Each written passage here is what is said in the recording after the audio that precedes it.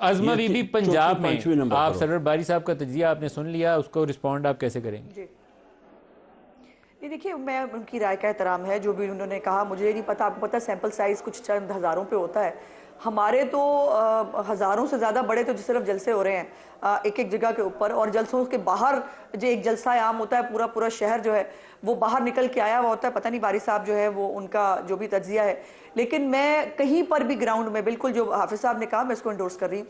Ground पर कहीं पर भी ना आपको कैंडिडेट, ना कोई पार्टी, ना इवन आम पब्लिक बात करती हुई नजर नहीं आती।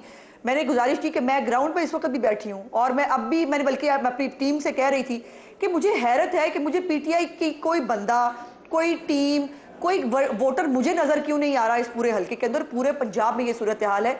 एक जो पंजाब के अंदर होता है ना, एक टर्म इस्तेमाल होती है हवा बन जाना। इस वक्त पीएमएलएन की हवा बाकायदा तौर पर पंजाब के अंदर तो पूरी तरह जो है वो मौजूद है।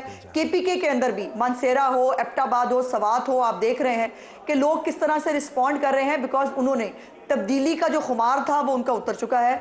जो नए पाकिस्तान की चूरन की शक्ल में इनको जहर की गोलियां दी गई थी वो पूरे पाकिस्तान ने खाई। और मुझे हैरत होती है सेनेटर साहब अभी भी इकॉनमी पे बात करते हैं, जो पाकिस्तान का बेड़ा गर्क करके हमें यहां तक फेंक के चले गए, आईएमएफ का प्रोग्राम करके फिर उसको खुद तोड़ के वो हमें बता रहे हैं। और ब्लूमबर्ग की अभी जो रिसेंट रिपोर्ट आई थी जिसके अंदर उन्होंने ये तज्जिया किया कि पाकिस्तान की एक दुआ के साथ ये करूंगा कि जो कुछ अब तक हो चुका है वो कोई अच्छा नहीं हुआ, लेकिन कम से कम 8 को साफ शफाफ रहना चाहिए।